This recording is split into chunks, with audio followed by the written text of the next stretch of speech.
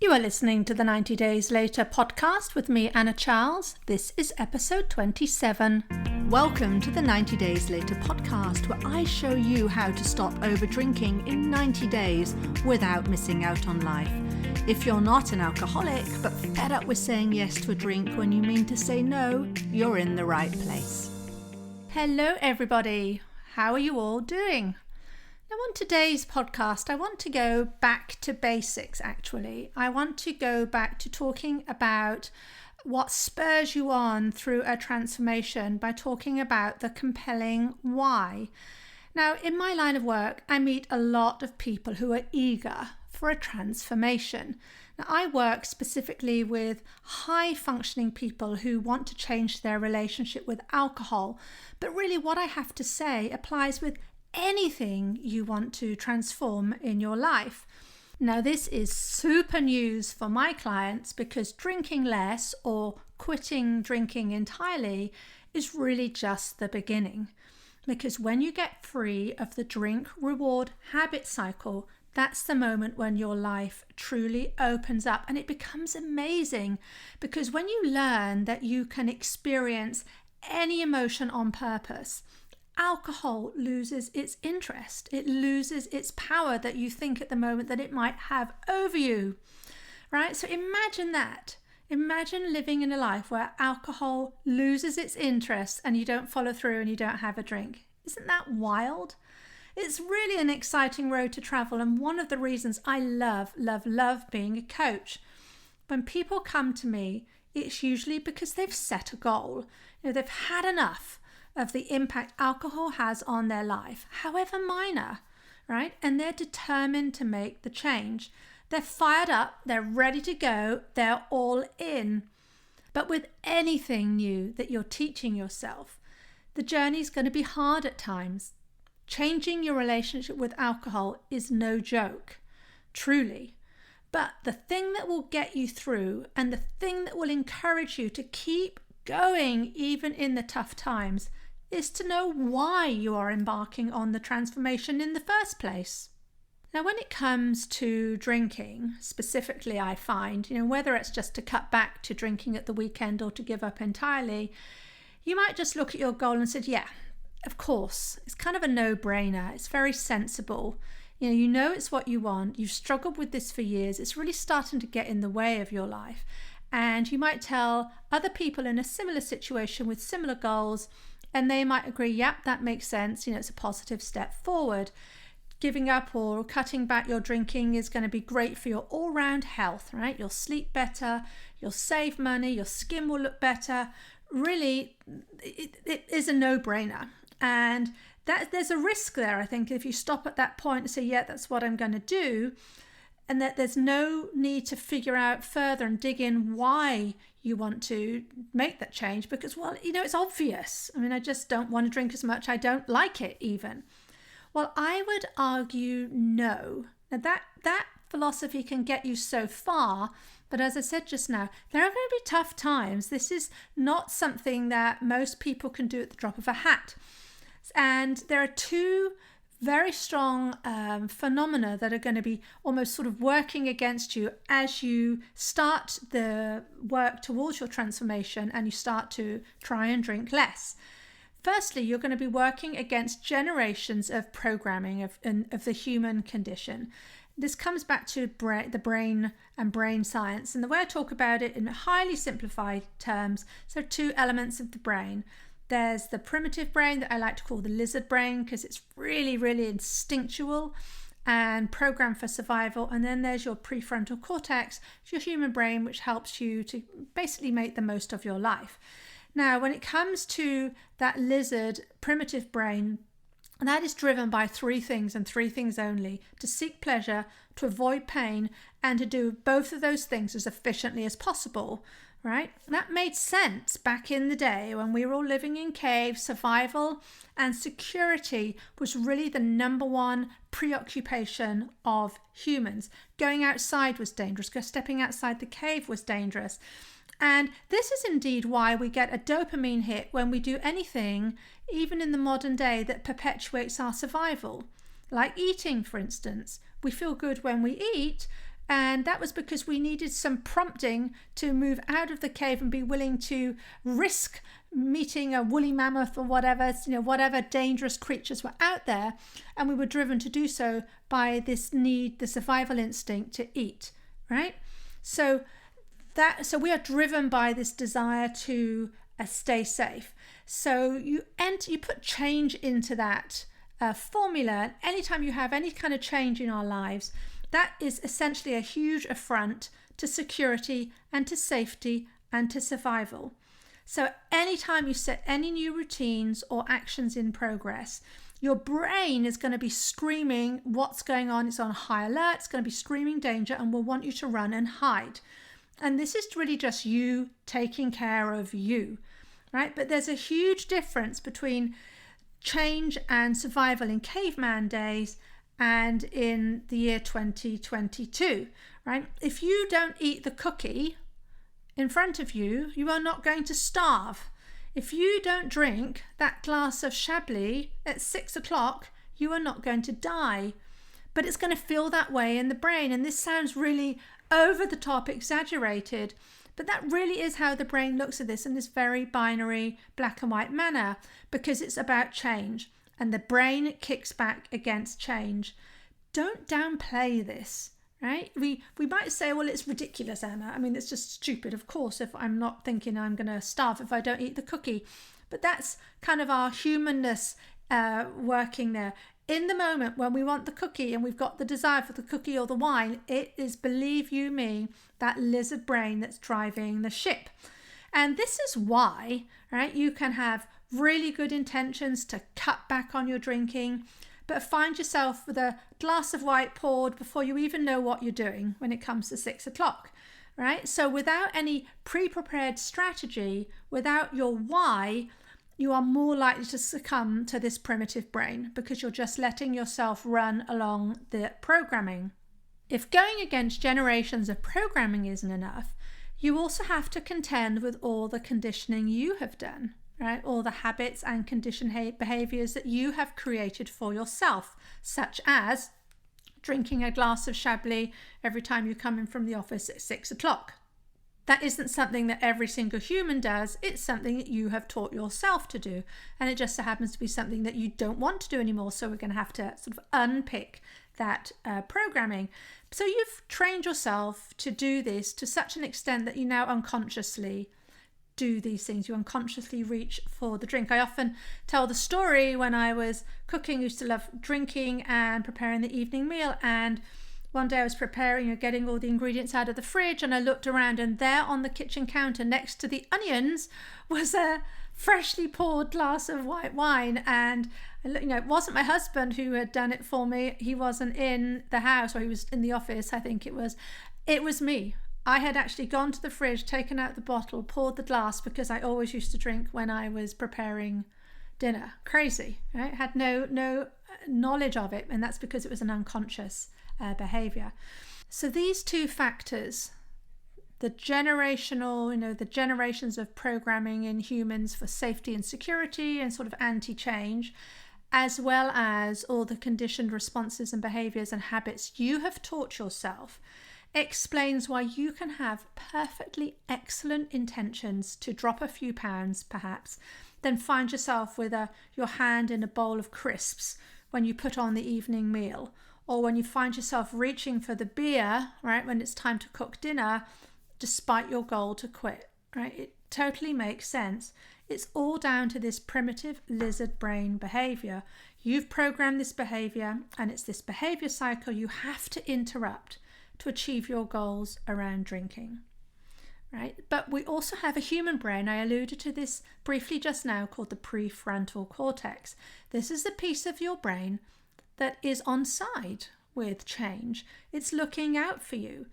It's your prefrontal that builds your compelling why, your future looking plan, and it's by harnessing the power of this piece of your brain that you can and you will achieve your drinking goals for yourself. By building this, by building your why and using your prefrontal cortex, you can override your lizard brain's desire in the moment. right? It's kind of like it's the ace in the pack. So a compelling why you want to stop drinking, why you want to cut back is incredibly powerful. So now that we've talked about the reasons, the importance of having a compelling why, I'm going to up the ante and tell you why just any old reason won't do, right? You have to make your why so compelling because it has to make you willing to not settle for the alternative, right? It has to make you not willing to say, okay, I'm just going to have the drink because I feel bad, right? That status quo, those conditioned behaviors are so strong. Your compelling why has to be able to completely outmaneuver them. So what does a compelling why look like? Let me give you a couple of maybe extreme examples, but it'll drive the point home. If you had to pay me £1,000 every time you overdrank, that's a pretty compelling reason, right? If you got a bucket of cold water thrown over you every time you hit the snooze button and you get up late, that would start getting you up on time. You see that? You see the difference between, well, I'd like to not overdrink so much because it's good for my health, maybe. Not quite as compelling as having to pay me £1,000 a time. So here's actually one, so that exaggerated it, but here's actually one from real life. I knew somebody who had tried to quit smoking for years and years and years without success. We probably all know somebody like that. Then what happened is they got a lung cancer diagnosis, and guess what? They quit overnight. And what was the difference? Cancer is a lot more of a compelling reason than any of their reasons for enjoying a cigarette. It was more compelling than perhaps, I don't want to have clothes that stink of cigarette smoke. That might have been one of their reasons. And it certainly was strong enough to override any desire they felt in the moment for a cigarette. So a compelling reason is really the secret sauce. Now, I like to consider that your compelling why is kind of like your guide for the transformation. Right? It's going to sit alongside you as you go through the days, as you go through managing your urges and doing all of the things that you know you need to do, all of the things that you will struggle with. It will be hard to start with because, again, you're learning something new, nothing weird there. And that's the power of the compelling why. It really can help you through all of that. So firstly, I like to see the compelling why as a way to access the possibility of a future that doesn't yet exist. Right? It might be something that you just seems too fanciful right now, but having this compelling why really takes you into that realm of possibility. And I like that a compelling why is easy to call on and easy to feel. Right? It has to feel real to you, and it doesn't need to be anything super grandiose. Perhaps you want to stop over drinking because you never want to suffer another hangover again. That could be it. If you've had some terrible hangovers, then just accessing the possibility of a life free from hangovers, right? Maybe that will be enough to then drive you through and take the action that you need to do. Secondly, a compelling why helps you change your beliefs. Now remember, a belief is simply a thought you've repeated over and over. Beliefs are not set in stone. Some beliefs are given to you, sort of quote unquote, given to you by your family, by friends, by your environment. For instance, you could have a belief that you have to work hard for your money. You could have a belief that you'll always struggle with your drinking because overconsumption of alcohol just runs in the family, right? It could be something that's been handed down over the generations. Whereas other beliefs you have created and grown yourself over time. Now, thinking about this, beliefs tend to be past focused. So taking a very simple example, you believe you can swim the length of a swimming pool because you've done it before. Right? If you swim the length of a swimming pool, then you're going to believe that you can do it. By extension to that, it's probably easier to believe that you can swim 2 lengths of the pool, even though you've never done that before. right? But when you are creating a transformation, when we are going from you drink pretty much every day and you feel a little out of control with it to having full freedom around it, that feels, and I recall this, it's going to feel like something huge, right? It's a huge, brand new transformation that you're working towards, and you're probably pretty light on belief around it. I know I was. So there's a huge importance in accessing possibility, and to do that you need to look at your thinking, and you need to most likely change beliefs about you. So I really encourage you to create beliefs in your mind now about your future reality. So first, in order to do this, you have to learn how to imagine the future you want, to learn how to visualize possibility. Except here's the problem, right? You may actually be visualizing impossibility, because despite your best efforts at visualizing it's possible, your brain might be saying, oh yeah, it's not possible for you yet. It's not been possible all this time. Why on earth is it going to be possible for you now?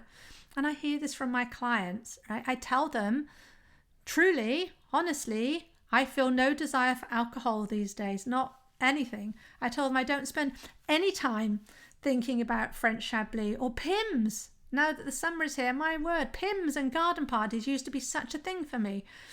And my clients, they ask me in wonder and amazement, how can that be so? Now, I get it. I was there once. So go back 3 years, that was me. I couldn't imagine life without drinking, even though I didn't have, some massive problem. But 100%, that's my life today. 100%. I made for me the impossible possible. And so can you. The key is allowing yourself to imagine that you believe something. Just imagine you believe it. And then to visualize yourself doing and having that thing. And then practice believing it again and again and again. And your compelling why is your key to this, right? Why am I spending all this time imagining and going through in my mind's eye my life without alcohol? Oh yeah, it's because I just don't want another hangover ever again, right? If that is your compelling why. See how it goes? So the compelling why is sort of like, as like rocket fuel to help you be willing to do the work to see your future life. Okay, here's a really cool aspect of the compelling why.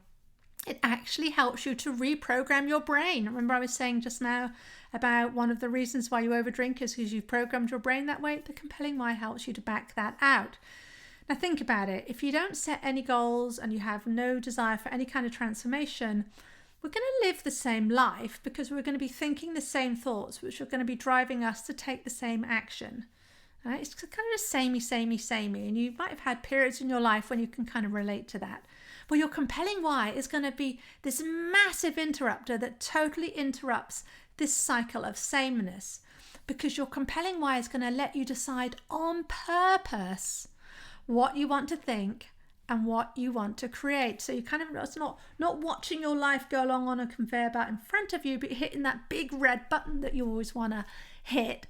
And we're going to be introducing new thoughts and feelings and actions into the cycle. It's incredibly powerful, but it takes effort, right? This is not something that is just going to happen on its own. You need to put effort into living the new thought, into living into and breathing into the compelling why. Now, I want to be clear, this isn't some kind of positive affirmations, positive thinking. But what we're doing here is we're going through the process. I like to think of it as of laying new track in your brain. So if you've got a railway line and it can go along this one track, we want to go to this other destination, we have to lay new track. And the track has to be in place before you can arrive at the destination. That's what we're doing. And just the sheer act of doing this, just the sheer act of thinking about it, looking at the new destination, starting to lay the track, you will move into a new way of thinking where you're going to be reprogramming your brain on purpose. It's totally fascinating. But here's the really, really, really cool bit. The great news is that the compelling why fuels the change in behavior. Right? So why we want to do this, and then again, that's the rocket fuel.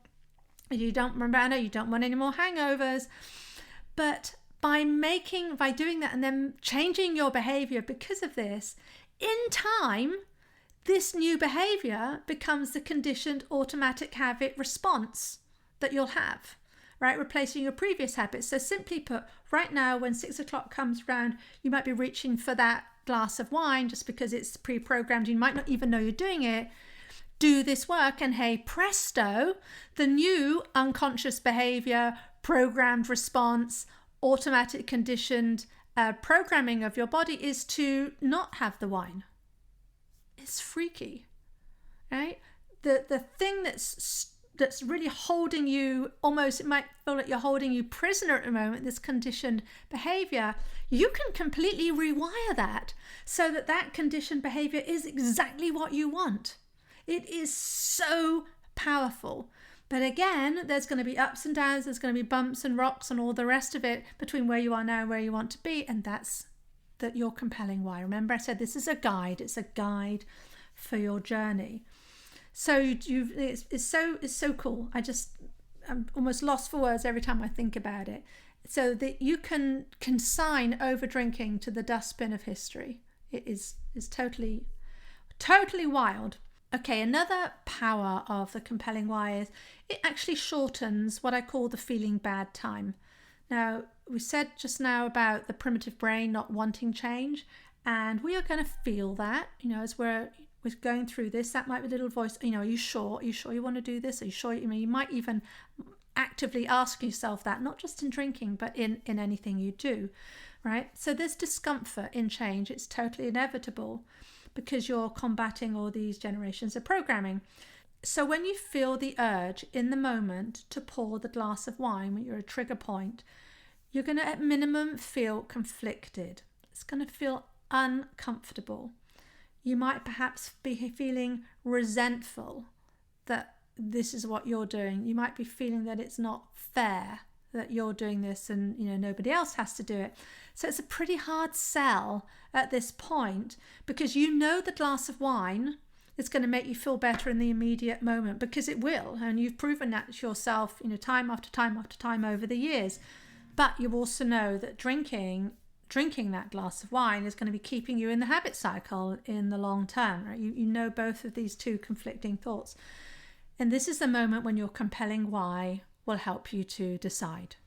Right? It's kind of like a powerful aura that you can put around yourself that is there to protect and guide you when you're at that moment of maximum desire, when faced with your lizard brain saying, go on, just one glass, it won't hurt.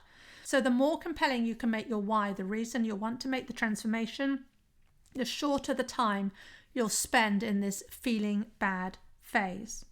Now, when I speak to some people about this, they want to get their compelling why right. Obviously, it's very important. That's what I'm talking about today. But I don't want you to go to the ends of earth. We've got to get this perfect thing that's going to be the thing, right, that makes all the difference. It isn't. It's just an aid that you can bring in to help you.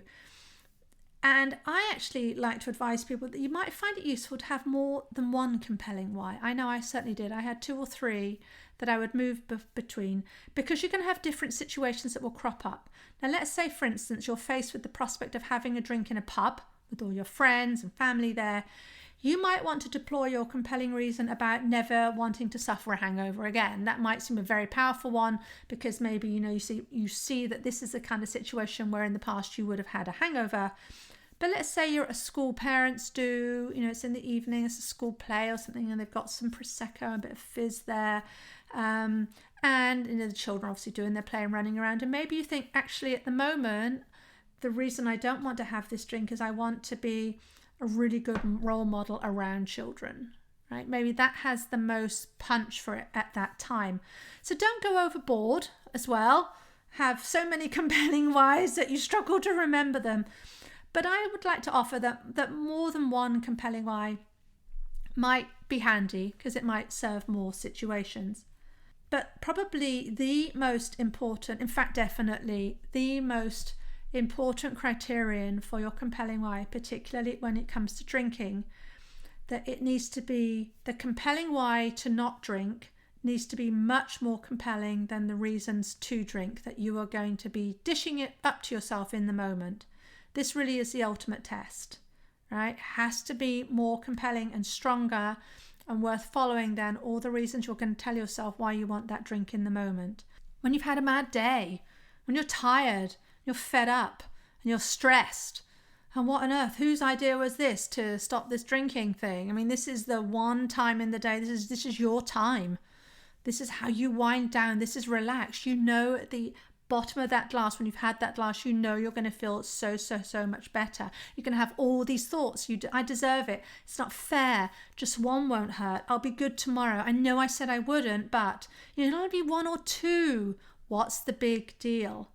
In fact, I recommend you do this. Grab a pen and paper. I want you to write out, when you write out your compelling why, right? When you write that down for yourself, also write a list of all the reasons why you drink, or all the things you tell yourself, even if you don't want to admit it to yourself when you're in the drinking mood, right? So what is it? What is your compelling why going to have to be handling and dealing with in that moment? This is a good way of testing the strength of your compelling why, because really it's in that moment when you've just come home from work, or you're in a pub, you're at a work stew with free Veuve Clicquot, that you really need to be able to sit with the urge and bring your compelling why to the fore, right? To recommit to why you want to change your drinking. There's a purpose to this that you, my friend, have decided for yourself, right? And I think the compelling why is so wonderful. I like to see it as surrounding myself and wrapping me up in this, my compelling why, like I'm in the snuggliest of blankets, right? This is something that I have put in place for me, and I have such strong thoughts about it. And this is really my new belief about myself. So that was it for today. In summary, don't feel bad if you find it difficult to move forward with your goals. You're programmed to be that way. It's kind of how Mother Nature intended us. But I want you to look at your why. Look at your compelling why. Because a compelling why helps you to access possibility. It helps you to change your beliefs. And remember, beliefs are just thoughts that you've thought for so long you no longer question them. Your compelling why helps you to reprogram your brain, shorten the time in which you'll end up feeling bad, right, between setting your goal and achieving it. You might find it useful to have more than one compelling why. And really the final pièce de résistance, the compelling why you don't want to drink needs to be more compelling than the reasons that you do drink. So test it. Is it really compelling in the moment? If not, do the work, make it more sturdy, and you'll be off and running. Thank you for listening. Please do rate and review and share with someone you love. If you have any questions, you can reach me on anna@90dayslater.co. Or if you want to get started on your transformation, if you're high functioning, but you think you drink too much and you just want to be rid of this for good, you can go ahead to 90dayslater.co and click on the blue button to book a call, and we'll chat about your compelling why you want to do this, and I'll build for you the exact plan to help you achieve your transformation. That was it for now, and I'll see you next week. If you like what you're learning in the podcast and you want to take the work further and achieve total freedom around alcohol, let's talk.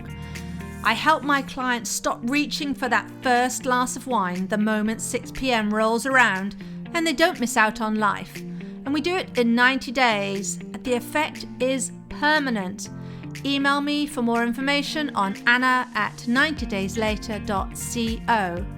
And if you did enjoy the show, I'd really appreciate if you'd leave a rating and review to help others find the 90 Days Later podcast.